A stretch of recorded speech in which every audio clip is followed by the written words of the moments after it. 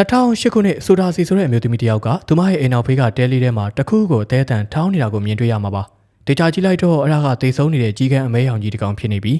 းသူမကအဲ့ဒီကြီးကန်းရဲ့အမွှေးတွေကိုတစ်ချောင်းချင်းဆွဲနှုတ်ရင်းနတ်ဆိုးကိုပင်းဖိတ်တဲ့ဂါရမန်နန်တွေကိုရွတ်ဆိုနေတာပါ။အဲ့ဒီနောက်မှာတော့ကြီးကန်းကိုတစ်သားစုံကြီးတဲ့ပြစ်ထည့်ပြီးဆက်ထောင်းနေပါပြီ။ဒီလိုနဲ့ဆိုဒါစီဖွင့်ထားတဲ့စားသောက်ဆိုင်ကိုတွေ့ရမှာဖြစ်ပြီးဆိုင်မှာဖောက်တဲ့ရီကြိတ်ကြိတ်တို့စီကားနေတာကိုမြင်ရပါပြီ။လူတွေအားလုံးကသူမပြင်ဆင်ထားတဲ့ဟဲလျာတွေကိုအရသာခံပြီးစားတောက်နေကြတာပါ။အိမ်ရောက်တဲ့ကသူမရဲ့ခင်မုန်းဖြစ်သူဒါယာဒီကသူမလှုပ်ထားတဲ့ငရုတ်သီးဆော့ကတကယ်ကိုအရသာရှင်လုံးနေဆိုပြီးချီးကျူးနေပါလေ။အဲ့ဒီအချိန်မှာပဲဆိုဒါစီကအိမ်ထဲမှာကြီးကန်းတစ်ကောင်ရောက်နေတာကိုရုတ်တရက်မြင်လိုက်ရပြီးအယမ်းကိုထိတ်လန့်သွားပါလိ။ကြောက်စိတ်တွေဝင်လာတဲ့ဆိုဒါစီကဓာတ်တစ်ချောင်းကိုကင်ပြီးခင်မုန်းဖြစ်သူစီကိုဖြည်းဖြည်းချင်းကတ်သွားပါလိ။ဆိုဒါစီကဒါယာဒီကိုဓာတ်နဲ့ထိုးဖို့ရွယ်လိုက်တဲ့အချိန်မှာပဲဒါယာဒီကမထင်မပဲအနောက်ကိုလှည့်လာပြီးသူမကိုကျေးဇူးတင်ကြောင်းပြောလိုက်ပါလိ။အဲ့ဒီစကားကြောင့်ဆိုဒါစီတယောက်တွေးဝေသွားပြီ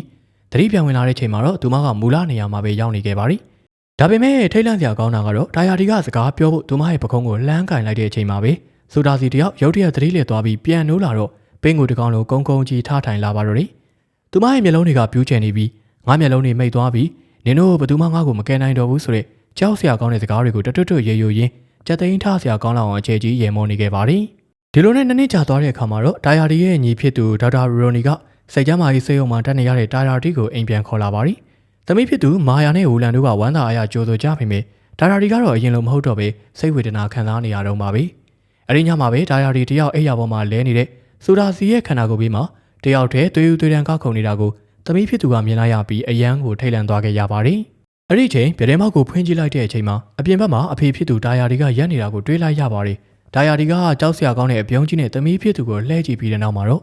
မမျော်လင့်မဲ့အောက်ကတန်ပိုင်လုံးအချုံမော်ကိုသူ့ကောင်းတဲ့သူအရှိန်ပြင်းပြင်းစိုက်ချပြီးကိုအဆုံးစီရင်သွားခဲ့ပါတော့တယ်။နောက်နေ့ဒါယာဒီရဲ့ဇာပနာမှာတော့ဆိုဒါစီရဲ့မောင်နှမတွေဖြစ်တဲ့ဆူမာနီ၊ဆူချေပတိုနဲ့ဘန်ဘန်တို့ရောက်လာကြပါရီ။ဒါပေမဲ့သူတို့ကဝမ်းနေဖို့လာတာမဟုတ်ပဲဒီအိမ်ကြီးကိုရောင်းပြီးအမွေခွဲဖို့ပဲစိတ်ဝင်စားနေကြတာပါ။အထူးသဖြင့်ဆူမာနီကဆိုဒါစီရဲ့အခန်းထဲကိုဝင်သွားပြီးသူမရဲ့နားနာကိုကတ်ကတခုကိုတီတိုပြောလိုက်တယ်လို့အခန်းထဲကမန်ကြီးကိုလည်းထူးထူးဆန်းဆန်းကြည့်သွားခဲ့ပါရီ။မာယာရဲ့မျိုးတွေကဆိုဒါစီကိုဆေးကုဖို့ဆိုတဲ့အကြောင်းပြချက်နဲ့အိမ်ကြီးကိုရောင်းပြီးအမွေခွဲဖို့ဖိအားပေးကြပါရီ။ဒါပေမဲ့မာယာကတော့အမေနေကောင်းမှပဲရောင်းမယ်ဆိုပြီးပြက်ပြက်တသားညင်လိုက်ပါရီ။အဲဒီမှာနေဆူမာနီတို့မောင်နှမတွေကဆိုဒါစီရဲ့သပင်းတွေကိုခိုးယူသွားပြီးတခုရုံမှာဖို့ကြံစီကြပါတော့တယ်။အဲဒီညမှာပဲမာယာဟာသူမရဲ့ကွယ်လွန်သူဖခင်ကြီးတာယာဒီနဲ့ကြီးကန်းတွေဝိုင်းနေတဲ့ကျောင်းမဖွဲအိမ်မန်ဆိုးကြီးကိုမြင်မခဲ့ရပါရီ။နောက်နေ့မှာတော့မာယာကသူမအမေရဲ့ကြောပင်ကြီးပုတ်ပွားပြီးလောက်ကောင်တွေရှက်လိန်တွားနေတာကိုတွေးလိုက်ရလို့ထိတ်လန့်သွားပါရီ။အဲဒီမှာအိုးလေးဖြစ်သူဒေါက်တာရိုနီရောက်လာပြီးမိသားစုရဲ့ကြောက်စရာကောင်းတဲ့အထိတ်ကိုဖွင့်ရပါတော့တယ်။တကယ်တော့မာယာရဲ့အဖိုးသူ့ရဲ့ဖခင်ဖြစ်သူကချမ်းသာခြင်းလုံးတာကြောင့်ဖယ်ရီဝန်ကန်ဆိုတဲ့နတ်ဆိုးကိုမွေးခဲ့တာပါ။အဖိုးဖြစ်သူကသူ့ကိုယ်သူရေးပူစော်ပြီးနတ်ဆိုးရဲ့တစ်သားကြည်ပွေးနဲ့ထောင်းတက်ခြင်းကိုခံခဲ့ရတာကိုအိုးလေးရိုနီကကိုယ်တိုင်မြင်ခဲ့ရပါရီ။အခုလည်းအဲ့ဒီနတ်ဆိုးကြီးကဆိုဒါစီရဲ့အနာကိုရှာနေရနေတာကိုမာယာတယောက်ယွန်ရှာဝင်မြင်လိုက်ရပါရီ။အခြေအနေတွေကပိုဆိုးလာပြီးအကူကြီးသွားရှာတဲ့ဦးလေးရိုနီကနတ်ဆိုးရဲ့ပြူစားခြင်းကိုခံလိုက်ရပြီးယထာလမ်းပေါ်မှာအသေးစိတ်လွတ်ရက်နေမိတာကြောင့်ယထာကျိတ်ခံရကတေဆုံးသွားပါရီ။အိမ်မှာတော့ဆိုဒါစီဟာဒိုင်ယာရီအန်အိုးပဲပျောက်ကင်းသွားပေမဲ့သူမရဲ့ပြုံးတွေကကြက်သိန်းထားစရာကောင်းနေပါရီ။ညီမလေးဝူလန်ကလည်းထူးဆန်းစွာပြုမှုလာသလိုရိုနီမိမရန်နီကလည်းနင်းကြောင့်ငါယောက်ျားသေးသွားပြီဆိုပြီးမာယာစီဖုန်းဆက်ပြီးငိုယိုပြစ်တင်ပါတော့တယ်။အဲဒီချိန်မှာဆိုဒါစီကတော့ကြောက်စရာကောင်းတဲ့အပြုံးကြီးနဲ့မာယာကိုစိုက်ကြည့်နေခဲ့ပါရီ။အဲဒီညမှာပဲအမွေလောဘတက်နေတဲ့ဦးလေးဆူချစ်ပတိုနဲ့ဘန်ဘန်တို့ကဆိုဒါစီရဲ့အိမ်ရှိမှာတခုကိုလာမြုပ်ကြပါရီ။သူတို့ကဆူမာနီပေးလိုက်တဲ့ဆိုဒါစီရဲ့သပင်းတွေကိုအောက်လန်းနီးနဲ့လာမြုပ်တာပါ။မြုပ်ပြီးတာနဲ့အတန်တွေကြားလို့လန့်ပြီးထွက်ပြေးသွားကြပါရီ။ဆူချစ်ပတိုအိမ်ရောက်လို့ရေချိုးဖို့လုပ်နေတော့အိမ်ခေါင်မိုးပေါ်ကိုတခုပြုတ်ကျလာပြီးအိမ်တစ်ခုလုံးတုန်ခါသွားပါရီ။တခိုးထင်တာဓားကင်ပြီးအပြင်ထွက်ကြည့်တော့ခေါင်မိုးပေါ်မှာခြေတံတွေနဲ့အတူကြောက်စရာရေတံကြီးကိုကြားလိုက်ရပါရီ။ရုတ်တရက်အောက်ကနေတစုံတစ်ခုကသူ့ခြေထောက်ကိုဆွဲဖမ်းလိုက်လို့သူ့လန့်ပြီးဓားနဲ့အကြံပဒံခုတ်ချလိုက်ပါရီ။ဒါပေမဲ့သူခုတ်လိုက်တာကသူ့ခြေထောက်ဖြစ်နေပြီးကိုပြန်ခုတ်မိသွားတာပါ။ဆူချစ်ပတိုနာကျင်စွာအော်ဟစ်နေတော့ဗီဒီယိုအောက်ကနေနတ်ဆိုးကြီးထွက်လာပြီးသူ့ရဲ့ပြတ်ကျသွားတဲ့ခြေထောက်ကိုယူသွားပါရီ။ဆူချစ်ပတိုထွက်ပြေးဖို့ကြိုးစားပေမဲ့နတ်ဆိုးကြီးကသူ့ကိုအမောင်လေးကိုဆွဲခေါ်သွားပါတော့တယ်။နောက်နေ့မှာမာယာအမေခန်းကမှန်ကိုအဝတ်နဲ့ဖုံးလိုက်ပြီးတော့အဲ့ဒီချိန်မှာပဲဆူမာနီစီကဖုံးဝင်လာတာကိုတွေးလိုက်ပါရီ။အဲ့ဒီချိန်မှာညီမလေးဟူလန်ကအမေဖြစ်သူကိုပကံတကူထဲမှာဘာရီမဲမသိတာကိုခွန်ကျွေးနေတာတွေးလိုက်ရပါရီ။မာယာအနာတော့ကကြည့်လိုက်တော့အဲ့ဒါကစံပြုတ်မဟုတ်ပဲလောက်ကောင်နေဖြစ်နေတာကိုထိတ်လန့်ပွေတွေးလိုက်ရပါရီ။အဲ့ဒါကြောင့်ပဲမာယာတယောက်ဟူလန်ကိုအပြင်ခေါ်ထုတ်ပြီးမမညီမလေးပဲရှိတော့တဲ့အတွက်မမကိုထားမသွားပါနဲ့ဆိုပြီးငိုယိုဖတ်တွေထားပါရီ။ညဘက်ရောက်တော့မာယာအိတ်နေတော့ကြီးကန်းတကောင်ကရင်ပေါ်ရောက်လာပါရီ။ အနံဆိုးတွေထွက်လာလို့ခေါင်းကိုမားကြည့်လိုက်တော့အောက်မှာတင်းနေတဲ့ကြီးကန်းတစ်ကောင်ကိုတွေ့လိုက်ရပါတယ်။မာယာအုပ်အန်ကျင်လာလို့ရေချိုးကန်းနဲ့ပြေးသွားပြီးအန်ချလိုက်တဲ့အခါသူမဟာပါဇက်တဲကထွက်လာတာတွေကကြီးကန်းရဲ့ကလေးသားတွေဖြစ်နေပြီးမှန်နေကြည့်လိုက်တော့သူမပါဇက်တစ်ခုလုံးသွေးတွေပေးကျန်နေပါပြီ။ရေနဲ့ဘလောက်စစ်စစ်မပြောင်းတော့ပဲခဏနေတော့မှအဲ့ဒီသွေးတွေနဲ့ကလေးသားတွေအားလုံးရုတ်တရက်ပျောက်ကွယ်သွားပါပြီ။အပြင်ရောက်တော့ပြရဲမောက်ကွဲနေတယ်လို့ဝူလန်တယောက်အပြင်မှာလမ်းလျှောက်သွားနေတာတွေ့လို့အမြန်လိုက်သွားလိုက်ပါပြီ။ဝူလန်ကရေရင်းအဆုံးပေါ်တက်နေလို့မာယာအမြန်ဆွဲချလိုက်ရပြီးရေရင်းထဲကိုကြည့်လိုက်တော့အမေဖြစ်သူစူရာစီက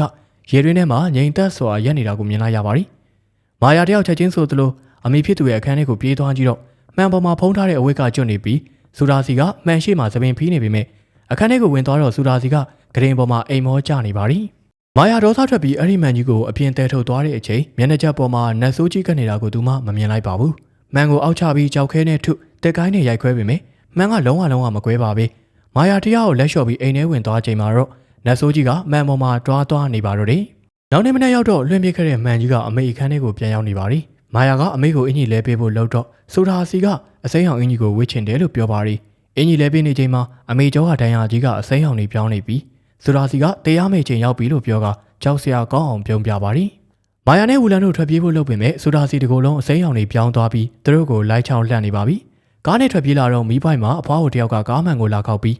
ပတ်စံမလိုချင်ဘူးနေရဝိညာဉ်ကိုလိုချင်တယ်လို့ပြောပါရီ။သူတို့ညီအမကစူမာနီအိမ်ကိုရောက်သွားပါရီ။စူမာနီက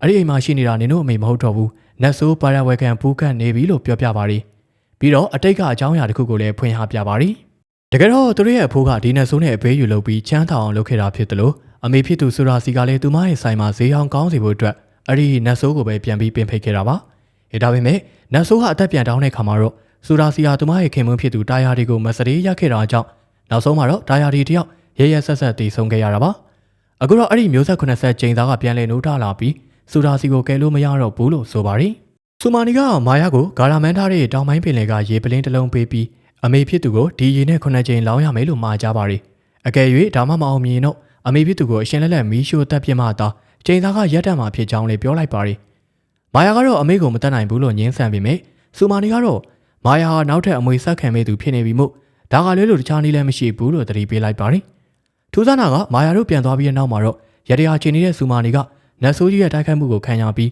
ခေါင်းဖြတ်တက်ခြင်းခံလိုက်ရပါတော့တယ်။ဒီလိုနဲ့ပဲမာယာတယောက်အိမ်ပြန်ရောက်တာနဲ့ညီမလေးဝူလန်ကိုကားထဲမှာထားခဲ့ပြီးအမေခန်းထဲကိုပြေးဝင်သွားပါရီ။စူမာနီမာခဲ့တဲ့အတိုင်းရေနဲ့9ကျိန်လောင်းပေမဲ့လေဆိုရာစီကတော့ခန္ဓာကိုယ်ကြီးကိုအယိုးစစ်တွေပြုတ်ထွက်မတက်နောက်ဘက်ကိုကွေးချလိုက်ပြီးကြောက်စရာကောင်းတဲ့အတန်ကြီးနဲ့ရေမောနေတုံးပါပဲ။တစ်ဖက်မှာလည်းကားထဲမှာကြံခဲ့တဲ့ဝူလန်ကိုအဖိုးရဲ့ဝင်းညင်ကနောက်ဘေးကတဲတဲ့ကိုလှည့်စားခေါ်ဆောင်သွားပြီးတစ်သားစုံကြီးတဲ့ကိုထည့်ထားလိုက်ပါရီ။မာယာတယောက်ညီမလေးကိုကယ်ဖို့အတွက်အသေးအတန်လိုက်ရှာတဲ့ခါမှာတော့ဆိုရာစီကသူမရဲ့အဖိုးရဲ့လက်ကိုနမ်းဖို့အတင်းကျပ်ခိုင်းပါတော့တယ်။ညီမလေးဝူလန်ရဲ့တက်ကိုငဲတာကြောင့်မာယာကမတတ်တာပဲအဖိုးရဲ့လက်ကိုနဖူးနဲ့ထိလိုက်ရပြီး